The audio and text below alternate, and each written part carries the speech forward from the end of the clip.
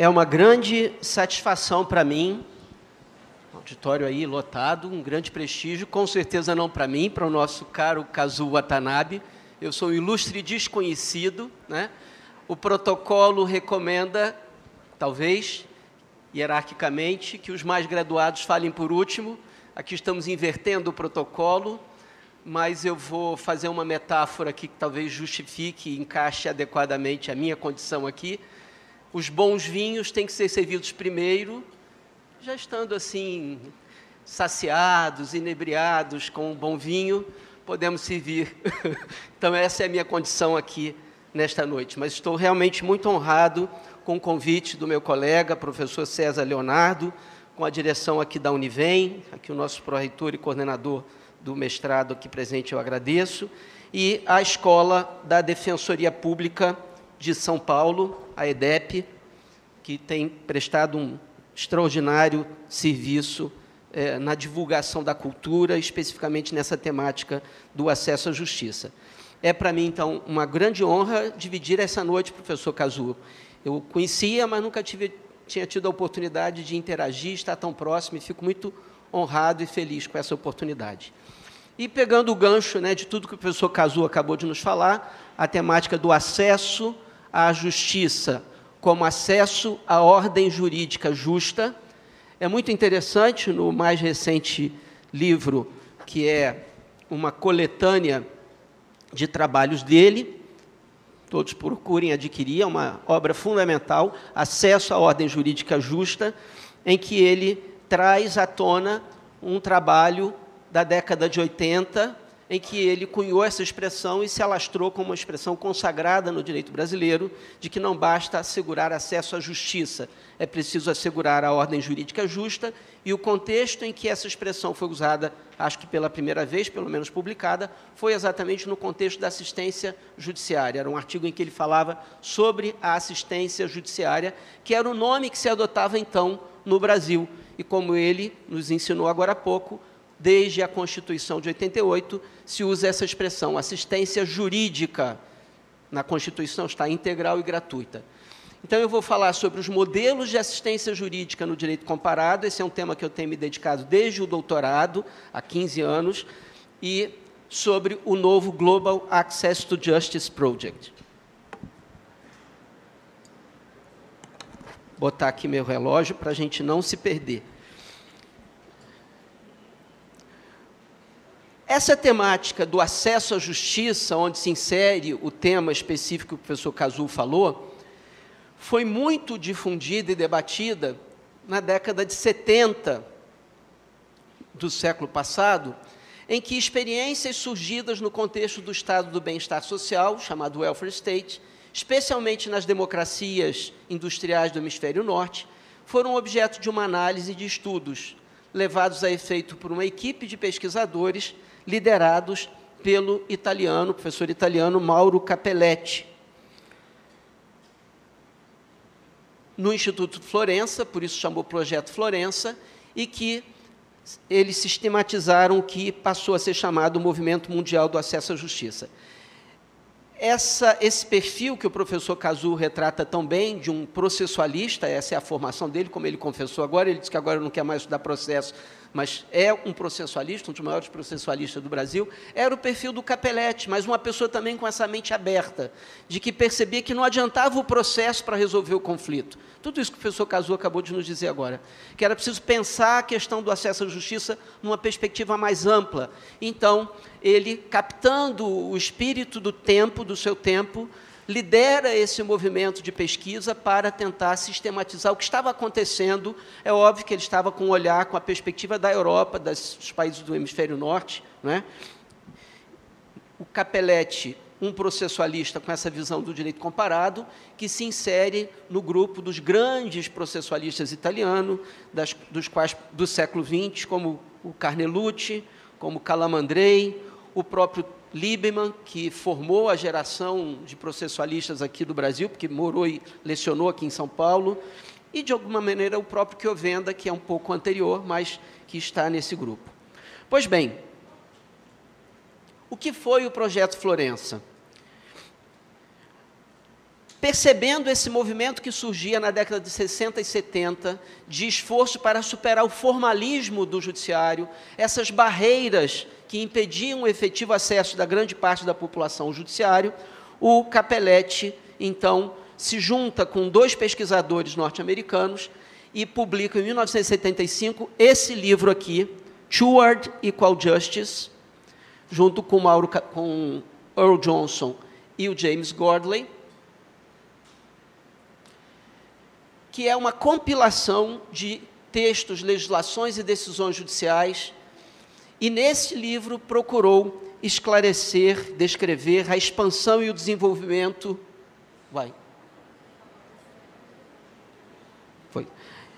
A expansão e o desenvolvimento dos serviços de legal aid. O que é legal aid? Essa expressão que está no próprio título, Toward Equal Justice, a Comparative Study of Legal Aid in Modern Societies. Exatamente a assistência judiciária que o professor Kazu falava. Assistência para ir ao judiciário inicialmente. Mas a palavra em inglês, legal aid, comporta um sentido mais amplo que nós, direito comparado é sempre muito difícil de fazer por causa do problema da língua, mas eu, deliberadamente, quando traduzo esses trabalhos, uso a expressão assistência jurídica integral, para enfatizar que o legal aid não se contenta com o acesso ao judiciário. E aqui eu vou apresentar um slide com uma brevíssima trajetória histórica da assistência jurídica ou judiciária. De início, como bem retratado nesse trabalho do Capelletti, era um dever honorífico de cunho caritativo dos advogados para com os réus pobres, fruto de uma ética profissional. O advogado tem que ter sensibilidade, quando a pessoa não pode pagar o serviço, ele tem que se dispor a trabalhar gratuitamente, porque isso é um princípio fundamental de justiça. Com o século XX, se percebe que isso ficava muito oneroso, ficava muito vago, porque o Estado se complexizava, se burocratizava, e muitas situações, não tão residuais, tão tópicas, como ele exemplificou aqui no período imperial, em que as coisas eram resolvidas mais familiarmente ou pelos juizados de paz, mas no mundo inteiro isso era resolvido de modos informais, e aí o Estado se burocratiza ao longo do século XX, e a necessidade do acesso ao judiciário, e não só do conhecimento de leis, de regulamentações, de coisas complexas, passam a exigir uma maior demanda por essa assistência dos advogados, ficar isso nas costas dos advogados de graça.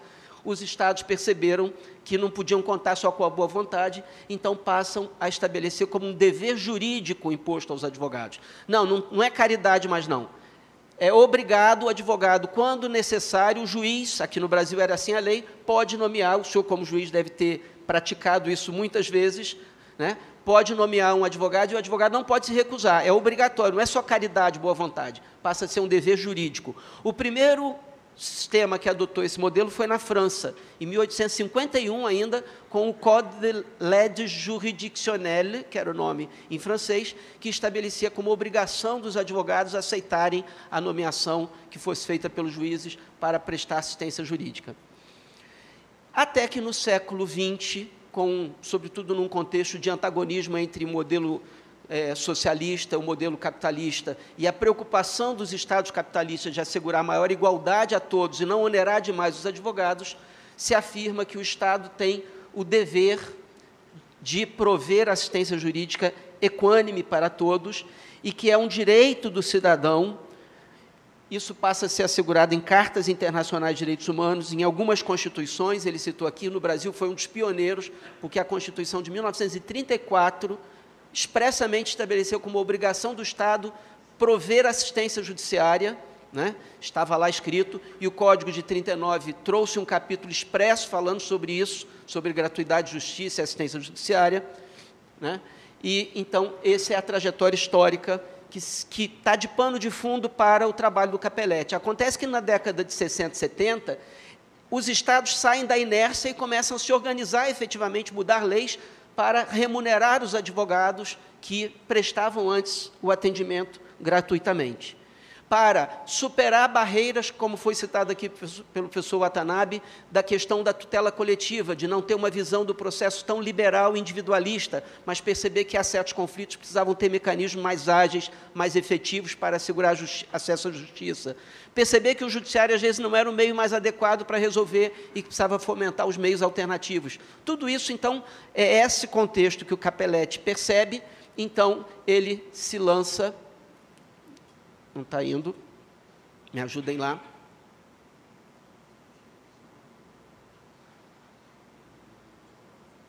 Pode passar o próximo slide aí, o nosso assessor, que eu não estou conseguindo passar aqui.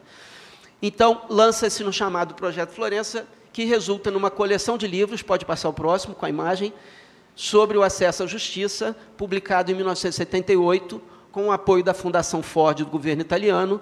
Cappelletti e sua equipe se lançaram num projeto ainda mais ousado de uma pesquisa mundial sobre acesso à justiça, nas suas múltiplas dimensões e perspectivas, que é um pouco isso que o professor Watanabe trouxe e que eu estou apenas repetindo.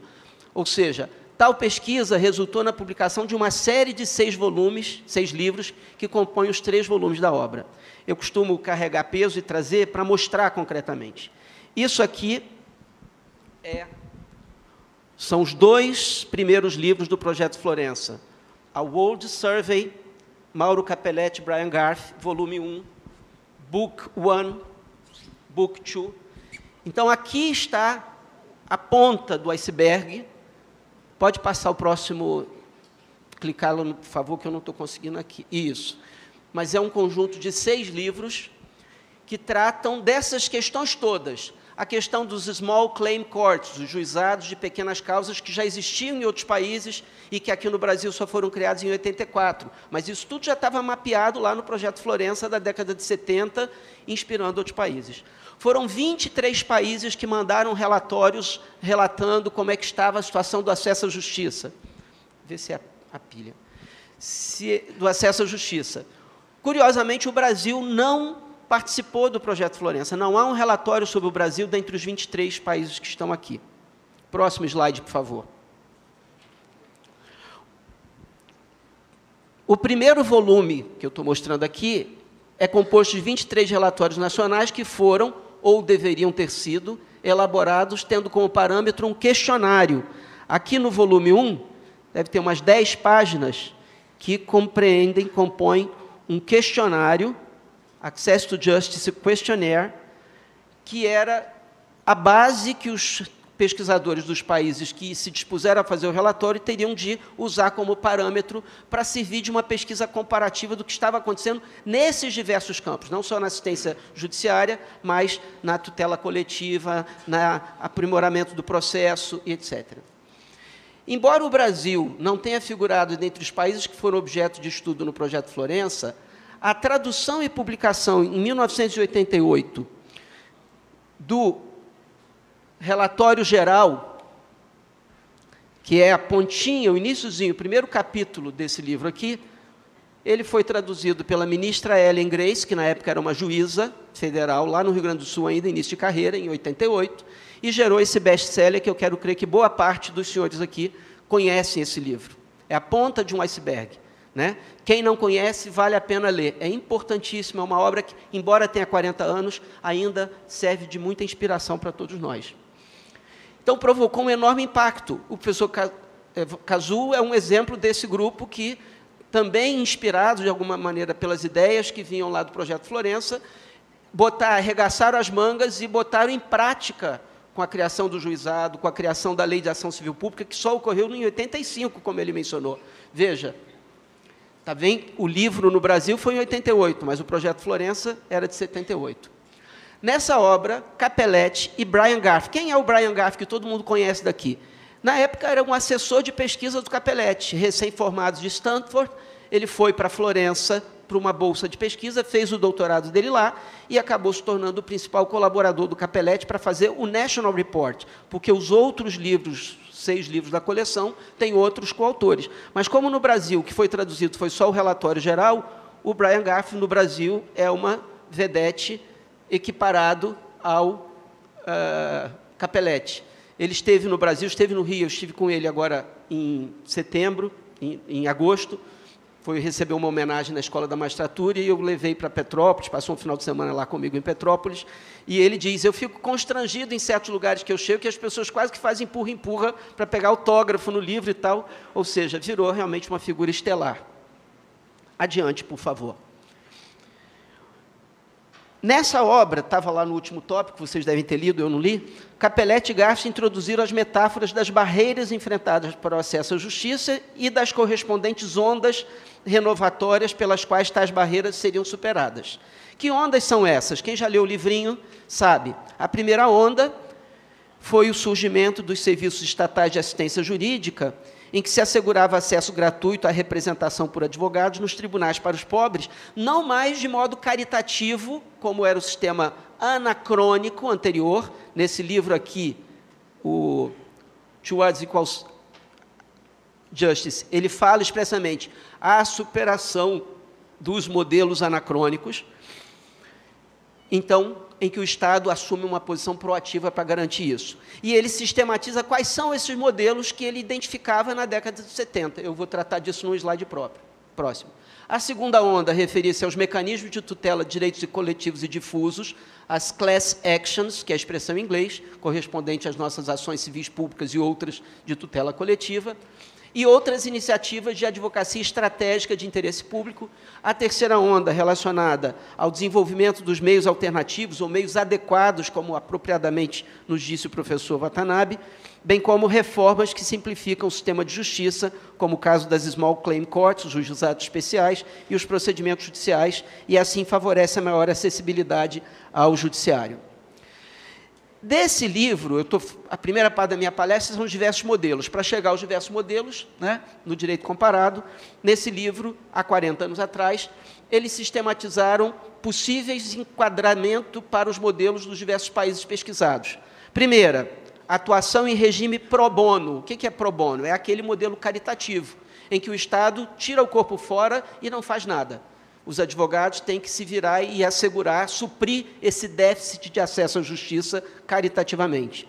Muitos países até hoje adotam o modelo pro bono. Já adiantando um pouco, porque eu senti que o tempo vai passando, eu poderia fazer uma palestra aqui só para falar de vários países e analisar cada país. Eu tenho me dedicado a pesquisar isso e trabalho no meu grupo de pesquisa com os meus alunos sobre essa temática, mas não vai dar tempo, eu vou falar superficialmente.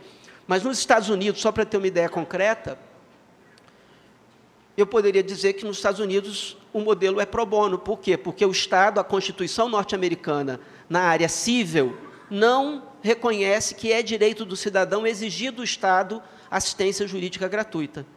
O Estado até tem um serviço de assistência jurídica gratuita que foi criado pelo Earl Johnson, por isso que o Johnson foi convidado pelo Capelletti em 75 para participar desse livro, porque na década de 60, o Johnson foi um dos criadores do serviço nos Estados Unidos, um dos primeiros diretores, num contexto de governo democrático, governo, entre aspas, mais social, não socialista, porque os Estados Unidos nunca tiveram um governo socialista, mas com a Guerra Fria e depois com os republicanos assumindo na década de 70, Nixon e depois Reagan, esse movimento todo de expansão de direitos, de acesso igualitário para todas as classes, fica estagnado e não avança. Então, até hoje, os Estados Unidos têm que ficar pedindo favor a advogados para atuar pro bono. Há tribunais que estabelecem que o advogado, para estar credenciado de advogar naquele tribunal, tem que prestar por ano tantas horas de serviço gratuito para ele continuar sendo credenciado a atuar no tribunal.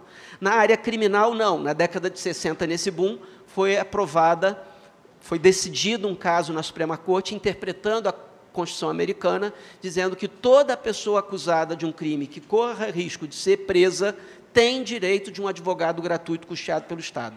Isso foi interpretação da Suprema Corte, num caso de 1964, chamado Gideon, caso Gideão, né, que gerou um belo livro e um filme chamado A Trombeta de Gideão, fica como sugestão de cultura geral, quem puder procurar aí no YouTube, né, A Trombeta de Gideão, Gideon's Trumpet, é um belíssimo livro contando essa vertente. Na minha tese de doutorado, como foi anunciado aqui, no doutorado eu estudei Brasil, França e Estados Unidos. Então, eu aponto bem detalhadamente isso, mas, infelizmente, o livro está esgotado, mas está acessível na internet para download gratuito, a tese de doutorado em PDF. Então, qualquer um poderá estudar e compreender como é que é essa dicotomia no modelo americano. O pro bono acaba sendo grandemente necessário nos Estados Unidos para a área civil. Então, é um modelo anacrônico. O segundo modelo é chamado judicare, é uma expressão que indica advogados particulares, sem vínculo empregatício, sem vínculo funcional, são remunerados pelo Estado. O judicare é quase que uma evolução do pro bono. Aquilo que os advogados antes faziam gratuitamente, o Estado diz, então, agora eu vou passar a pagar vocês. Pronto. É um modelo que representou uma evolução? Óbvio que sim. Mas, como disse bem o professor Watanabe aqui, ele resolve a coisa no varejo, no pontual, pode até ser adequado. Mas, primeiro, ele tende a ser muito oneroso, porque para você pagar caso a caso o advogado por um valor de mercado, não há Estado que tenha, não há país do mundo que tenha condição de arcar com essa despesa. Então, os Estados acabam pagando valores irrisórios, ínfimos, em que os advogados veem naquilo apenas uma complementação de renda, um quebra-galho, um trabalho de secundária importância, de secundária dedicação, engajamento, envolvimento. E aí fica uma lógica de quebra-galho para o serviço de assistência jurídica, se ele não for remunerado bem. Há um exemplo, isso que está no projeto Florença do Capelletti, de um judicare que foi considerado vanguarda. A metáfora que se usa num dos livros é que eles tinham um sistema legal aid Cadillac, que é o sistema inglês. Cadillac, um carro de luxo, porque a Inglaterra, em algum momento, chegou a ter um sistema de assistência jurídica pelo judicare, em que os advogados que atendiam legal aid aos pobres ganhavam praticamente o mesmo que se pagava pela hora de trabalho do mercado. Então, todo mundo queria estar no judicare. E praticamente 80% da população inglesa era elegível para ter acesso a esse serviço. Então, era o melhor dos mundos, porque toda a população podia ter acesso ao advogado que escolhesse, e o advogado podia ter uma renda sem depender de disputar cliente no mercado, porque o Estado assegurava. Mas vocês podem imaginar como é que isso ficou oneroso. E aí o sistema inglês, que foi narrado como uma grande exemplificação nesse texto do Capelletti, de um bom judicare que deu certo, está ruindo, e agora, nessa década, foi publicada essa revista aqui, que é uma revista mensal da área do legal aid, dos profissionais que atuam no legal aid, e a capa é uma colher, não sei se todos conseguem identificar, uma colher vazia. E a manchete diz assim, Legal aid lawyer wanted, must have on silver spoon. Quando eu vi isso aqui, eu não entendi nada. Falei, o que é isso? O que estão querendo dizer com isso? Procura-se advogados de legal aid lawyer wanted, must have on silver spoon. Precisa ter a sua própria colher de prata. Aí eu perguntei para um advogado, o que eles quiseram? Qual é a ironia aqui? Ele disse, olha, para ser advogado de legal aid hoje no Reino Unido, na Inglaterra, você tem que ter berço, tem que ter riqueza, tem que ter colher de prata. Ou seja, um enxoval, pratarias na casa e tal. Por quê? Estudar direito é tão caro que, se você fosse fazer direito para se dedicar exclusivamente, contando que a sua profissão vai ser advogado de legal aid, você vai morrer de fome. Você tem que ter uma família que te banca, você tem que ser rico de família. Então, esse é o sentido irônico da matéria, né? Então, realmente, o sistema de legal aid inglês está ruindo. Não se assegura, por exemplo, com a lei de 2012, direito à assistência jurídica em causa de família, a não ser que tenha comprovada a violência doméstica. Você quer pedir pensão alimentícia, divórcio, alimento, que foi o que originou o sistema inglês na década de 49, o judicare inglês surgiu fundamentalmente para assegurar acesso à justiça para os soldados que voltavam da guerra com as famílias desfeitas, e que era caríssimo a ação de divórcio, para que eles tivessem direito a acesso à justiça. Hoje em dia, não tem, o Estado não custeia mais esse tipo de despesa. Como é que faz, professor?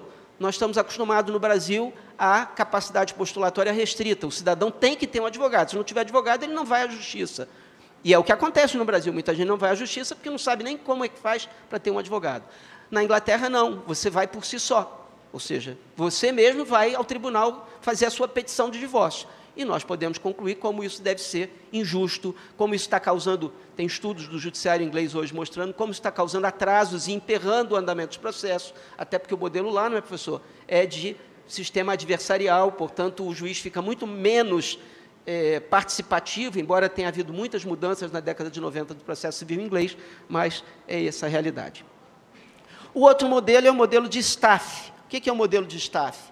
Advogados com vínculo funcional, assalariados, remunerados pelo Estado. é o modelo que nós adotamos aqui no Brasil de defensoria, e lá no Projeto Florença ele já identificava alguns países que optavam por esse modelo, compreendendo que esse modelo permitia uma assistência holística, permitia um planejamento em série da prestação de serviço.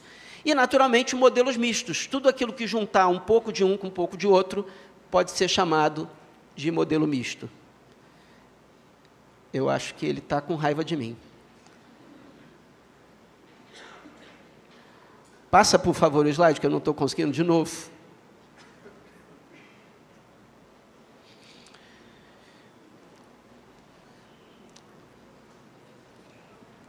O nosso contra-regra lá, será que pode ajudar para passar o slide? Obrigado.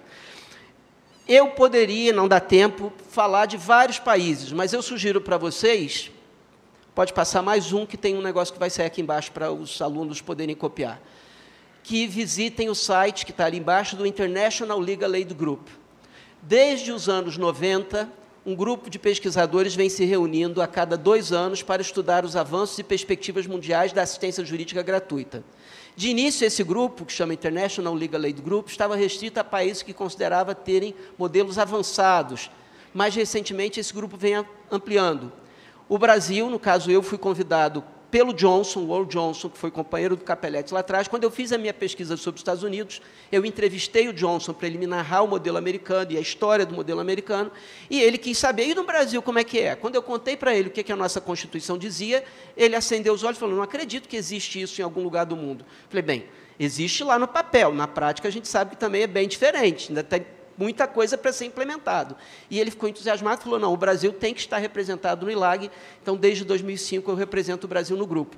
Se vocês forem ali naquele site, todas as conferências do ILAG desses últimos 30 anos, 20 anos, estão lá para download dos papers, dos National Reports. A cada ano que ocorre de 2 em 2 anos o encontro, os países que participam, o representante do país tem que fazer um relatório atualizando como é que está a situação. Então, é uma fonte de pesquisa interessante. Então, eu vou pular a minha palestra nessa parte, porque não dá para eu analisar todos os países, para a gente adiantar um pouquinho aqui e não fugir muito. Só para o próximo slide, pode passar. Só para vocês terem uma ideia, tá, vai lá. Só para vocês terem uma ideia, uma visão panorâmica de alguns modelos atuais e identificação de tendências. Eu falei um pouco sobre a crise do modelo inglês, a permanência de traços anacrônicos caritativos em alguns países, citei aqui o caso dos Estados Unidos, a própria França, Portugal, Espanha e Itália são países que continuam adotando um modelo de judicare, mas um judicare muito mal remunerado. Se você for olhar os autores que estudam o sistema jurídico italiano, sempre aponta, os advogados que se dispõem a atuar nesse sistema são advogados assim, que não têm outra oportunidade, então fazem daquilo um quebra-galho da sua vida, mas não um sistema estruturado, pensado em dar uma assistência paritária com aquela que os outros jurisdicionados têm. Mas o vigor em alguns modelos europeus, como o modelo holandês e escocês, os relatórios lá do ILAG mostram que a Holanda e a Escócia estão realmente muito vanguarda, são sistemas que saíram de um judicare puro e implantaram um sistema misto. A Holanda, por exemplo, para o First Line Legal Aid, atendimento imediato, inicial, é só com advogados assalariados, e quando eles vão ter que representar, entrar com alguma causa na justiça, algumas causas eles encaminham para advogados especializados. Mais ou menos o modelo escocês. O modelo escocês tem uma divisão de defensoria pública criminal também. O modelo finlandês é um modelo predominantemente de assalariados, advogados públicos. E por aí vai, eu vou pular um pouco isso. Interessante só mencionar uma exceção a esses modelos todos na Europa. Eu conversava com o professor Cazul, o caso da Alemanha. A Alemanha há uma forte importância dos seguros jurídicos como mecanismo para suprir a assistência jurídica para aqueles que não são tão pobres para serem elegíveis para receber assistência estatal, mas que também não são tão ricos para pagar advogados pelo preço de mercado. Percebemos atualmente um desabrochar de sistemas ambiciosos em alguns países da África e em ilhas do Pacífico. O caso de Taiwan, por exemplo, ano passado eu estive em outubro no Congresso Asiático de Legal Aid, e é invejável o que está se fazendo em Taiwan. Realmente é um sistema, tem uma instituição pública, é misto, eles têm predominantemente advogados públicos. A China, embora assim tudo meio difícil da gente saber o que é real e o que não é, eu não estive na China continental ainda, então não posso dar um testemunho, mas, pelo menos nos discursos e documentos que a gente recebe no ILAG, o representante da China no ILAG demonstra uma intenção muito efetiva de implantar um sistema de legal aid para corrigir desigualdades de classes, com, entre aspas, um capitalismo de Estado que eles implantaram nos últimos anos, que gera muita desigualdade.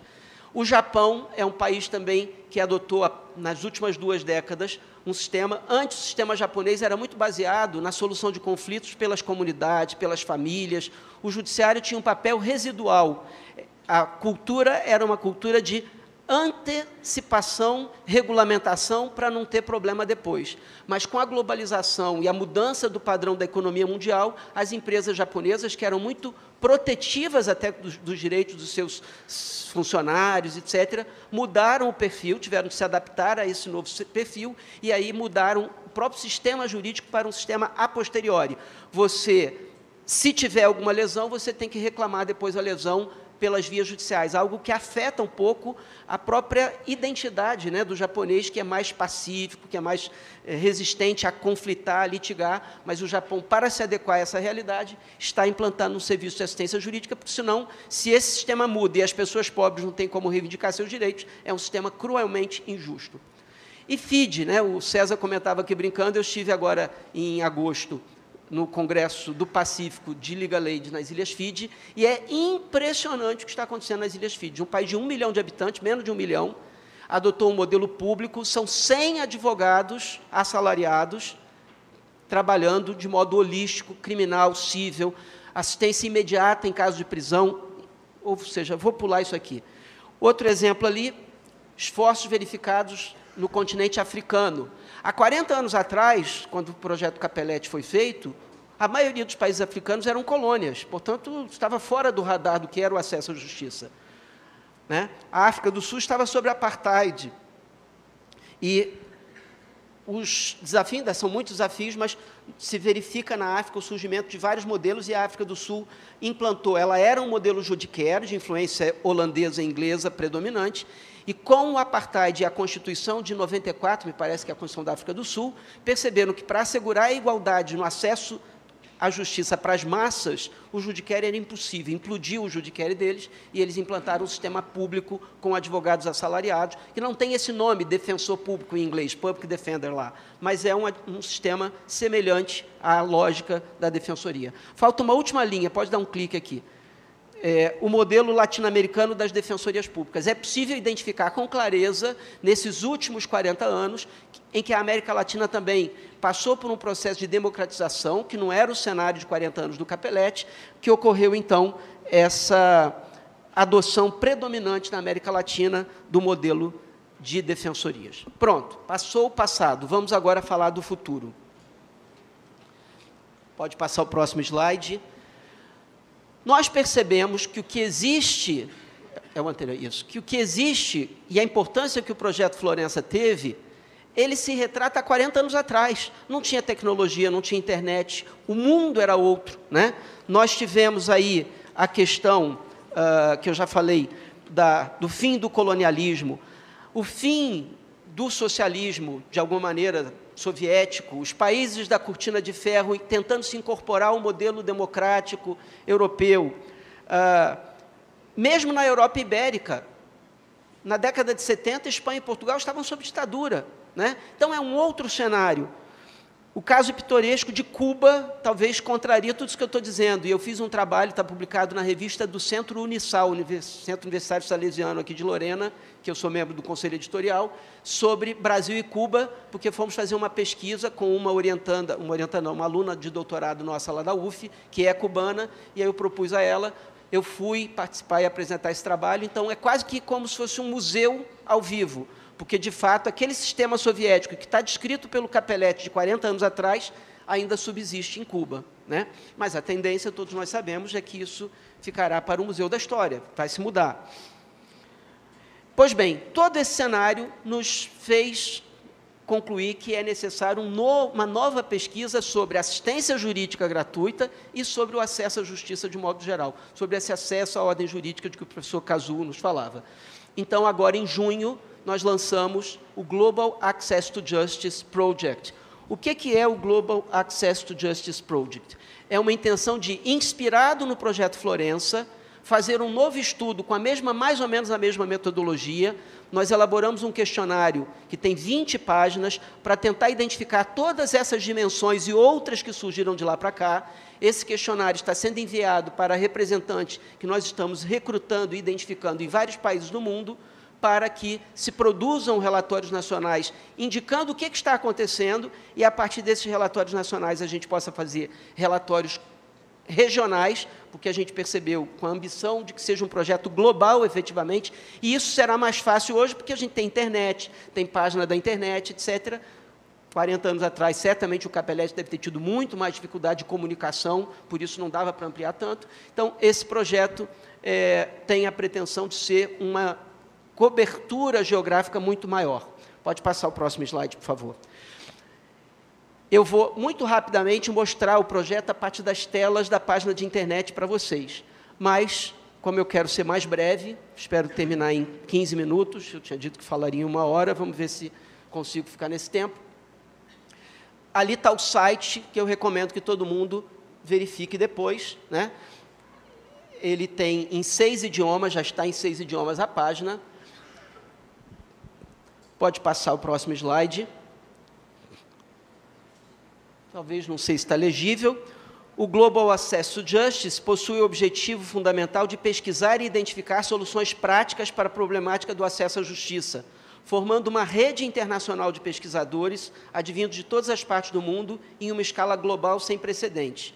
Através da colaboração dos maiores especialistas do planeta, representando diversas culturas, disciplinas e nações, sempre que possível, incluindo as primeiras nações, quer dizer, os povos aborígenes, a experiência do pluralismo jurídico, do respeito às formas de solução de conflito e de acesso à justiça desses povos, o projeto reunirá as mais recentes informações sobre os principais sistemas de justiça do mundo, analisando as barreiras econômicas, sociais, culturais e psicológicas que inibem ou impedem muitos, não apenas os mais pobres. Esse é um novo foco. Novo não, já estava presente lá atrás, né? A primeira onda era só para os pobres, mas a preocupação do acesso à justiça globalmente. O projeto oferece muito mais do que uma análise conceitual da justiça no mundo contemporâneo, embasado na análise empírica e comparativa dos processos legais, ao mesmo tempo em que se funda na experiência prática. O projeto documenta as tentativas, conquistas e fracassos, certamente nós pretendemos identificar também as experiências mal-sucedidas, de todos aqueles que trabalham incansavelmente na busca pela justiça no mundo real. E, devido à sua abordagem epistemológica multidimensional única e amplo alcance geográfico, o projeto possui a ambição de se tornar a pesquisa mais abrangente já realizada sobre acesso à justiça. Convidamos a todos que desejam participar e contribuir para subscreverem a nossa página. A página tem um endereço lá que você pode clicar, deixar o seu e-mail e acompanhar e colaborar na medida da sua possibilidade. A ideia é que seja um projeto mais democrático possível. Próximo slide, por favor. A equipe de pesquisa é formada por um grande número de especialistas, de diferentes nacionalidades, disciplinas, profissões e culturas, incluindo notáveis pesquisadores do campo jurídico e sócio-jurídico, profissionais de direito de setores público e privado, diretores de instituições de assistência jurídica, funcionários públicos de elevado escalão e formadores de políticas públicas, representando cerca de 100 nações. Essa é a nossa ambição. Já estamos com 80 efetivamente aderidos. O principal objetivo do processo é gerar e compartilhar conhecimento de forma organizada e estruturada. O Global Access to Justice constituirá empreendimento genuinamente colaborativo, democrático e projetado para garantir a participação efetiva de todos os envolvidos, de modo que o resultado final da pesquisa represente diferentes percepções e experiências do sistema de justiça. Pode passar o próximo. Os coordenadores gerais do projeto são o professor Alan Patterson, é um pesquisador escocês, mundialmente famoso nesse campo específico do Legal Aid, de assistência judiciária, jurídica. Ele é o presidente daquele grupo ILAG que eu falei para vocês antes. Então, achamos que era importante, pela experiência que ele tem nesses quase 30 anos como dirigente do ILAG, ele foi convidado e aceitou se aliar a nós. O próprio professor Brian Garf, que foi um dos colaboradores do Capelletti, também se dispôs a colaborar e é um dos coordenadores gerais, cuja finalidade desses coordenadores gerais é traçar as diretrizes, né, sobretudo eles, que são pessoas maduras, experientes. Próximo. Eu e o professor Diogo somos os júniores, se é que a gente pode dizer assim, na equipe, né? O Diogo Esteves é um orientando de doutorado meu, ele fez o mestrado e fez uma dissertação de mestrado sobre o Japão, tem pesquisado sobre essas temáticas de acesso à justiça comparado, está pesquisando no doutorado da América Latina, e foi dele, devo reconhecer e atribuir essa iniciativa, essa ideia, quem me provocou para eu mobilizar o Brian, o Johnson e o Patterson para a gente lançar esse projeto. Próximo slide.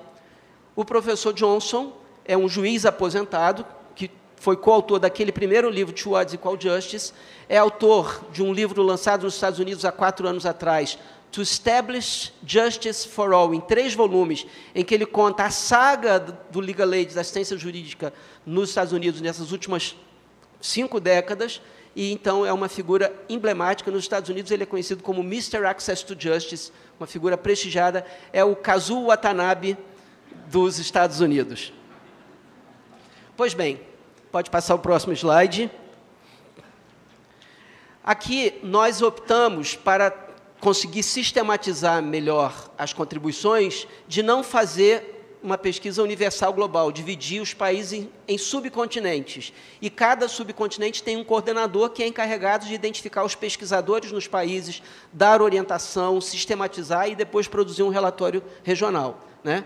Na América do Norte, o próprio Johnson disse que ele preferia ficar como coordenador. A gente perguntou, o senhor quer coordenar ou quer indicar alguém para coordenar de sua confiança? Ele disse, não, como é só Canadá, os Estados Unidos e México, eu mesmo vou fazer.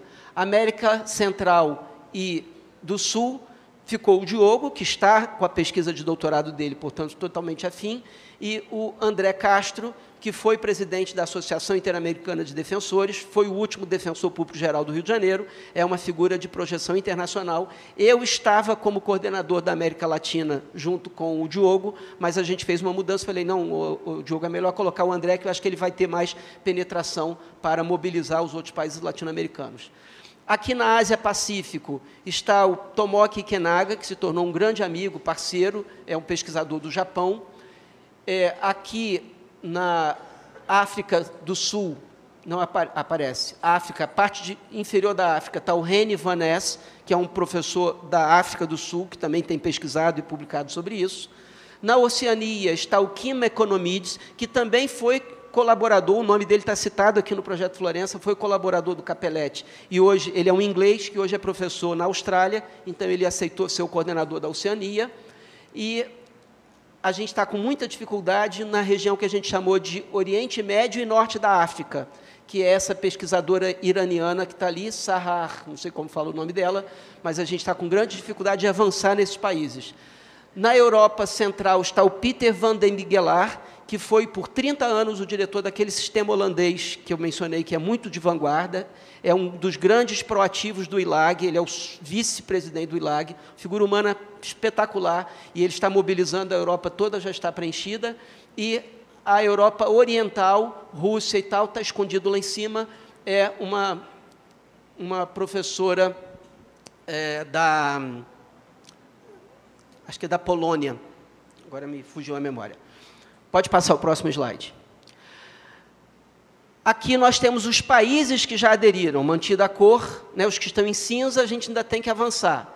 E os que já estão coloridos são os países que já estão com pesquisadores. Quando os senhores forem lá na página da internet, clicando em cima do país, igual está ali o Brasil, aparece o nome de quem são os pesquisadores. Como isso está surgindo de alguma maneira do Brasil, nós temos o maior grupo.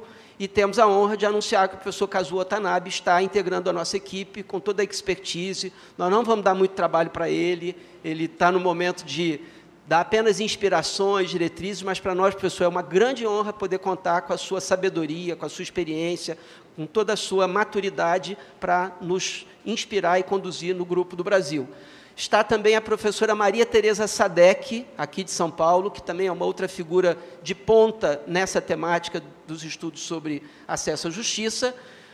a Amélia, que é a presidente da Associação dos Defensores do Ceará, representando também a região Nordeste, o Franklin, que é um colega brilhante, defensor do Rio de Janeiro, trabalhando com a área de processo e processo penal, José Augusto Garcia, que é uma figura também emblemática na história da Defensoria do Brasil, um dos líderes da produção, o Júlio, que é colega defensor aqui de São Paulo, ali temos a professora, agora eu não estou lembrando, a professora Leslie, acho que é a professora Janaína,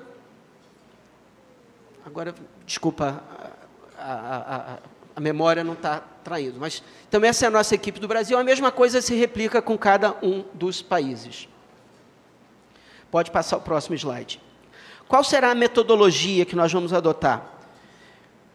Como eu já expliquei, né, nós enviamos questionários, que já está um questionário que foi produzido, demorou meses para ser produzido, para filtrar e identificar qual é esse cenário que a gente quer resgatar, quer extrair de dados para ver se está presente ou não em cada país, né? Então, se enviará os questionários, os pesquisadores locais produzirão um reporte, fará um reporte regional, um reporte geral, que nós, coordenadores gerais, teremos a incumbência de redigir, tal qual foi a experiência do Projeto Florença, e também a grande diferença é que nós teremos coordenadores temáticos. Pode passar o próximo slide, e esse já é o antepenúltimo, estamos acabando. Qual é a ideia? É de produzir relatórios temáticos, não só inspirados no modelo das ondas, que a gente não quer abandonar, né, do Capelletti, né? Então, para viabilizar a cobertura abrangente de todas as dimensões, tanto teóricas como práticas, da problemática do acesso à justiça, o Global Access to Justice Project também possui coordenadores globais temáticos responsáveis pela análise aprofundada das novas e emergentes tendências do movimento do acesso à justiça. Atualmente, porque isso está em construção, também é passível de a gente perceber, é melhor mudar esse nome, é melhor incluir uma nova linha, é melhor excluir a outra. Temos essas temas-chave, sujeitos ao refinamento futuro pelos próprios participantes. A primeira onda, e aí, se vocês forem lá na internet, vão clicar ali e vão ver quem são os coordenadores temáticos responsáveis por fazer um relatório mundial focado nisto. A segunda onda, a terceira onda, que eu já falei. A quarta onda, que é uma expressão que já foi cunhada pelo Kim Economides, num trabalho que ele publicou há uns 15 anos atrás, né? A ética nas profissões jurídicas e o acesso dos advogados à justiça. Pode passar o próximo slide. A quinta onda, o contemporâneo processo de internacionalização da proteção dos direitos humanos, é uma expressão que o Franklin e o Diogo Esteves já empregaram no livro deles, e a gente vai trabalhar o acesso à justiça no âmbito do sistema internacional de direitos humanos, né, nas cortes internacionais. Como é que o carente, o necessitado, pode, como hoje se diz que há uma globalização e que você não precisa se contentar com o ordenamento interno, você pode reivindicar direitos humanos nas cortes internacionais, como é que se faz para quem não tem dinheiro, quem não tem possibilidade? Então, é discutir isso. Outro tema importantíssimo, iniciativas promissoras e novas tecnologias para aprimorar o acesso à justiça, é algo que não aparecia no Projeto Florença originário. O Roger Smith, que talvez seja o maior pesquisador sobre essa temática, é um inglês, que, aliás, esteve num evento da EDEP, que eu intermediei há uns 8 ou 10 anos atrás, em São Paulo. Ele tem um artigo publicado na revista da EDEP, até prestigiando e enfatizando a parceria da EDEP para esse evento. O Roger Smith é o cara em termos de tecnologia, mundialmente falando, acabou se tornando amigo nosso também, e ele, então, se dispôs a coordenar essa área. Depois nós temos a abordagem sociológica, duas temáticas, a questão das necessidades jurídicas não atendidas, vai ser o Pascal Pleasance, que é um pesquisador inglês que tem trabalhado sobre isso, e nós chamamos, por hora, Sociologia da Injustiça, e exatamente hoje tivemos o e-mail confirmando, já estava confirmado que a equipe de Coimbra, do SES, do professor Boaventura, iria assumir a responsabilidade dessa temática. Mas a gente não sabia se o próprio professor Boaventura ia se dispor a vincular o nome dele oficialmente ao projeto. Acabamos de receber um e-mail hoje que o professor Boaventura está dentro do projeto, então ainda não está na página da internet, mas é uma adesão de peso, porque, sem dúvida, o Boaventura de Souza Santos é uma figura de projeção mundial para uma visão crítica, não estritamente jurídica, mas sociológica dessa temática. Depois nós vamos ter um outro tema, abordagem antropológica e pós-colonial, para discutir essa questão dos povos aborígenes, como é que é o acesso à justiça para essa realidade. É o Kima Economides que está cuidando disso, porque ele trabalha com esse tipo de pesquisa lá na Austrália e na Nova Zelândia. Educação jurídica vai ser o professor Avron Sher, que foi o meu orientador do pós-doutorado, ele é um dos líderes em Legal Education na Inglaterra, e esforços globais na promoção do acesso à justiça, que nós estamos ainda também construindo. Está convidado, ainda não deu o ok, quer dizer, acho que já mais ou menos sinalizou, o Paul Pretiori, do Banco Mundial, World Bank. Como o Banco Mundial e várias instituições têm vários projetos nesse sentido, percebendo que até o desenvolvimento econômico depende da melhoria das condições de igualdade e que a questão da igualdade no acesso à justiça também passa por esse trabalho. Então, o Paul Pretiori me mandou um e-mail, a gente se encontrou no Congresso do Canadá, e eu falei para ele que era esse o desejo, ter alguém do Banco Mundial participando, e ele já respondeu dizendo que pode contar com ele. Bem, então, pode encerrar o último slide, acho que eu passei um pouquinho do tempo que eu tinha previsto. Pode passar próximo, que tem meu e-mail, qualquer pessoa que quiser tem ali o meu e-mail para entrar em contato. Desculpem de eu ter falado um pouco corridamente, não sei se deu para vocês acompanharem e captarem um pouquinho do que é o projeto, mas agora fica o dever de casa. Tudo está na internet, essa é o novo mundo, ou seja, a autonomia, a capacidade de não vir tudo mastigadinho, mas a gente também correr atrás, quem quiser se interessar. Seja o site do ILAG, para vocês verem como é que está se comportando a questão dos modelos de assistência jurídica, especificamente no mundo, seja acompanhar o desenvolvimento, dar sugestões, palpites, opiniões, ideias para o Global Access to Justice. A ideia é que ele seja um projeto bem democrático e participativo. Tá bem? Muito obrigado mais uma vez, professor César. Obrigado pela atenção de todos.